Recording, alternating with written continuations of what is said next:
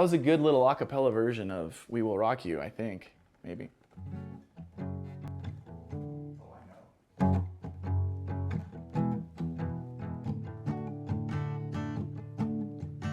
Dip doop, tap tap tap tap, da da da, da da da da, dee do do do do do do do do do.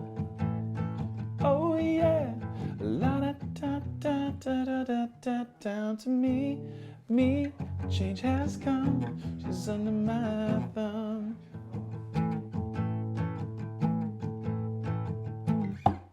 My thumb. Do boo boo boo boo doo boo doo doo doo. Da da da do do do do do do do.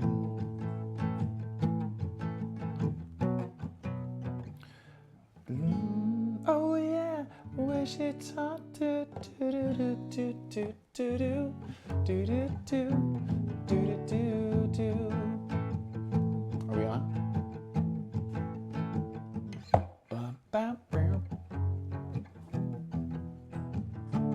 We're in.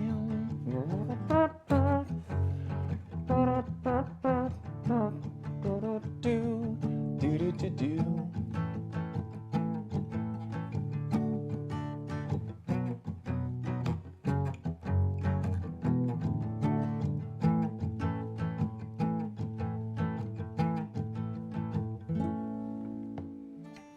It's FUNGI Live, and we're playing a little guitar. Welcoming you to the show in our living room. We've got Demian and Ashley on the ones and the twos. They're singing some funk music and they're singing the blues. We're excited to have you at FUNGI Live. We hope that you watch and enjoy and all of that jive. If you haven't seen our show, welcome, you're in good company. I don't have another word that rhymes with company, but I'm playing the guitar and that's really, really fun to me. Welcome to FUNGI Live. I'm playing the guitar so that you can have some fun, and I want to welcome all that jive, and I'm singing some songs, and that's really fun to me now. Ya da da da da da da da dee da da da do da da da da. Ya da da da dee da da da do da da da dee da da da da da. This is the whole music. If you're here, you're in the right place. I promise it's okay. Yes, I'm playing a guitar, but we're gonna get to the show anyway. Ashley said that it's a 1-minute countdown. That means that I have to get ready to go. Somehow I'm gonna move from my stool to the couch, and that'll be great. Welcome to the show, FUNGI Live. We hope that you listen and watch and all of that jive. This is our whole music. Make sure that you are having some fun at FUNGI Live. Future, lean on. Virtual insanity now always seems to cut up.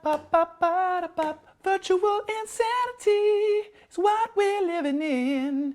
Yeah. You guys know that song, right? Jamiroquai? Virtual Insanity? No? They're shaking their heads. No. Okay, well, welcome to FUNGI Live. Thank you guys so much. Today we're talking about how to make your virtual meetings better.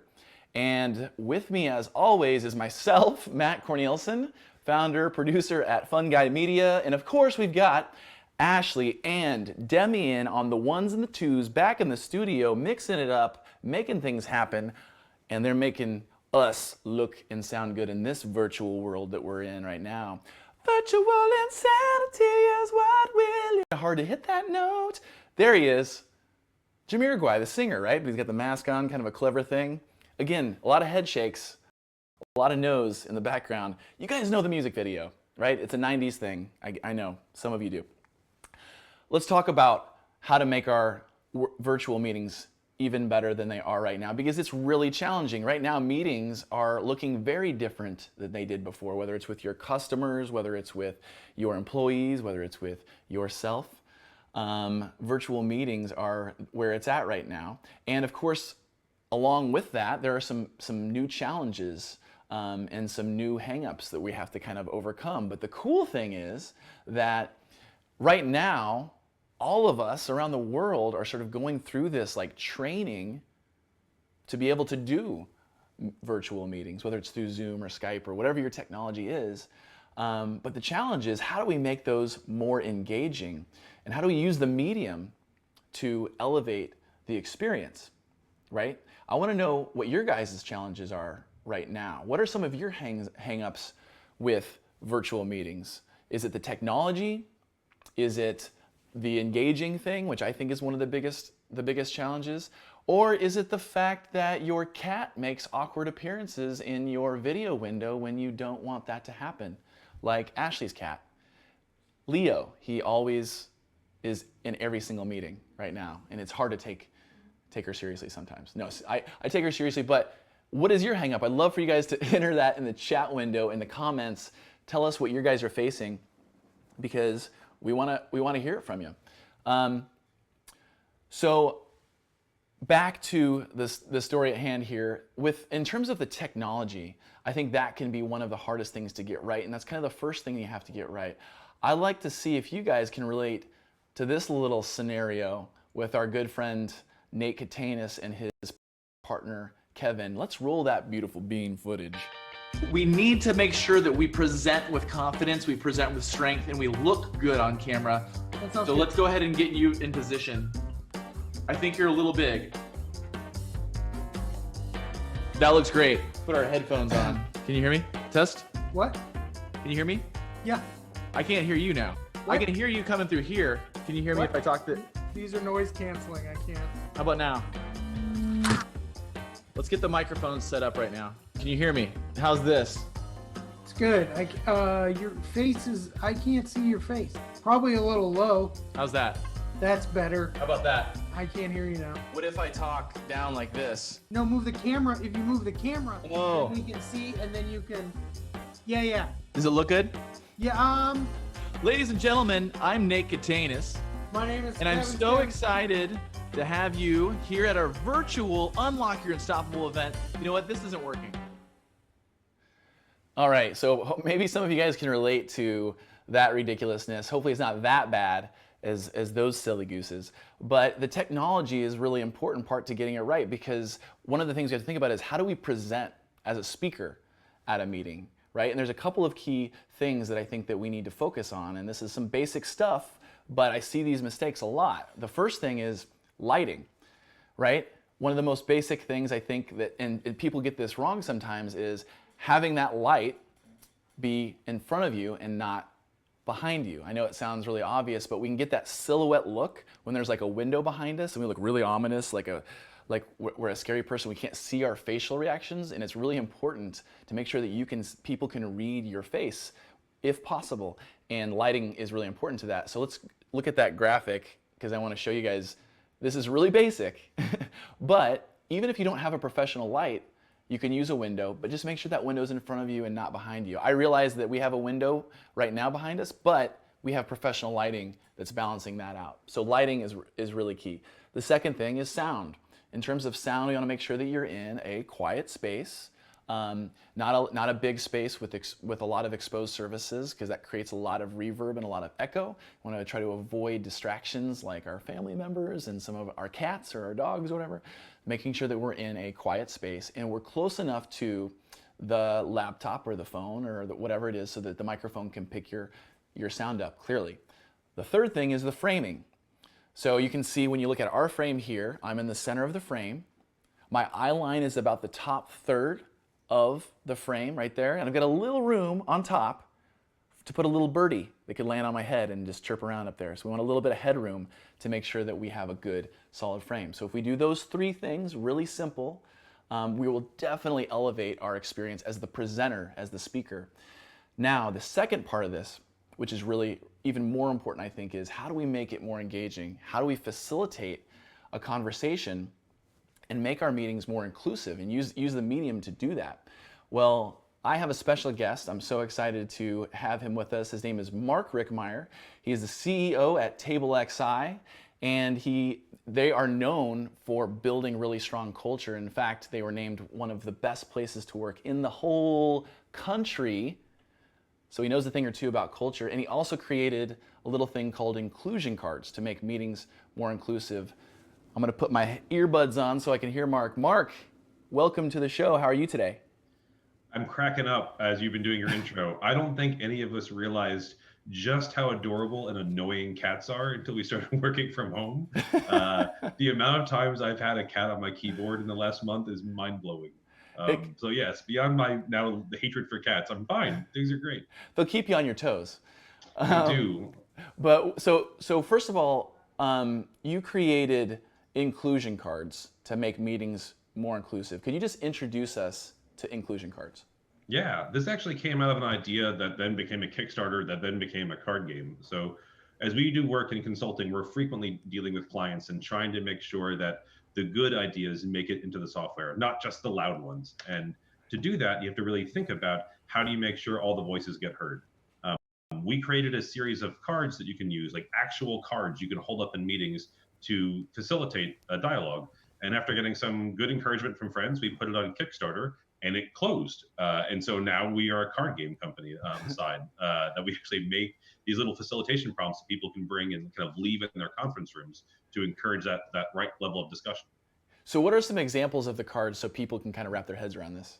Yeah. So think about how like a ref would hold up like a yellow card in soccer saying, hey, penalty. There are cards that you can introduce so that people don't things. So a great example is the interrupted card. When someone jumps in and cuts somebody else off, sometimes they don't even realize they're doing that. And so if you can do that in the moment with kind of a fun, silly way to say, hey, you just totally interrupted this person. They were trying to contribute. They learn more about their behavioral style, their interpersonal communication style. And there's other kind of role cards that get people in the right mindset for a good discussion or debate.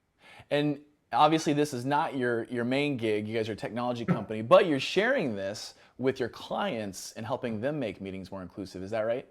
Yeah, well, actually, so after the Kickstarter, hundreds of companies started trying this and kind of gamifying their own culture to see. And we got all kinds of fun feedback from our company, from our clients, but also everyone who's playtesting this, including the very fun toddler card we got from Zappos, the jargon card we got from Northern Trust.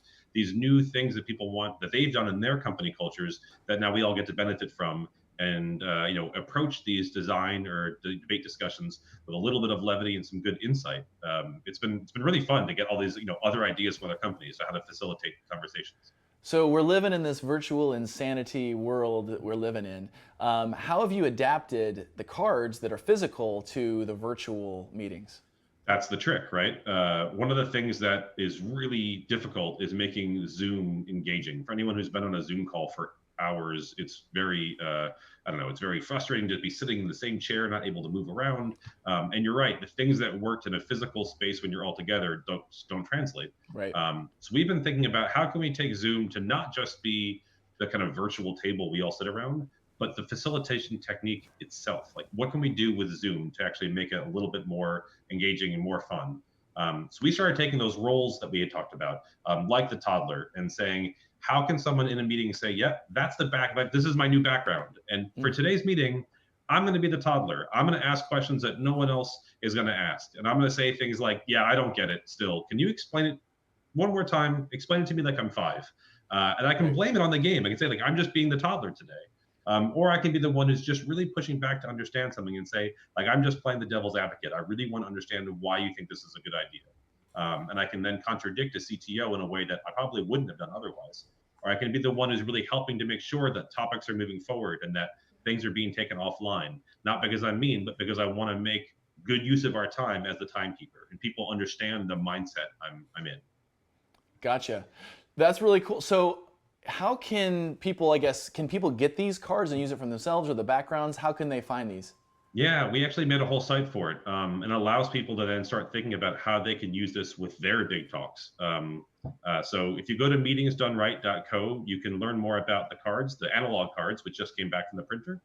You can see the podcast where we interview people about how to make culture work for their company and ask them always fun question, what's the worst meeting you've ever had? And then you can also download the Zoom ones. And the 2 Zoom backgrounds I really encourage people are the Zoom in, Zoom out. Okay. Think about reading body language in a room where you've got that huge Brady Bunch screen and all you can see is heads. You have no idea how people are reacting. As a speaker, you kill to get any kind of signal for body language. And if you send them out, your audience can say, yeah, keep going. Zoom in. I want more of that. Or like, yeah, scroll down. You're beating a dead horse. I'm ready for the next topic.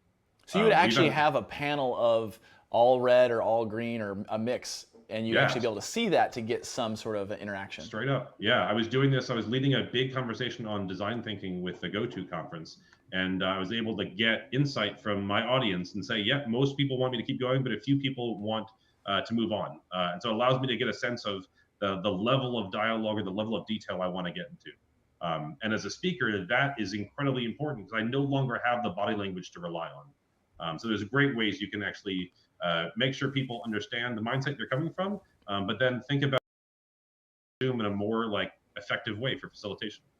Well, I'm going to take your Zoom out card seriously. We're gonna keep on going in the show, but we will certainly link to inclusion cards and the background so people can get those after the show. Cool. Awesome. Mark, thank you so much for joining us. We'll see you next time, okay? Will do. Bye. Awesome. Well, now is a perfect time for us to go to our message from our sponsors. This episode brought to you by Ashley's Cat. Ashley's Cat. For when you're trying to be taken seriously at a video conference meeting, but you just can't. Ashley's Cat.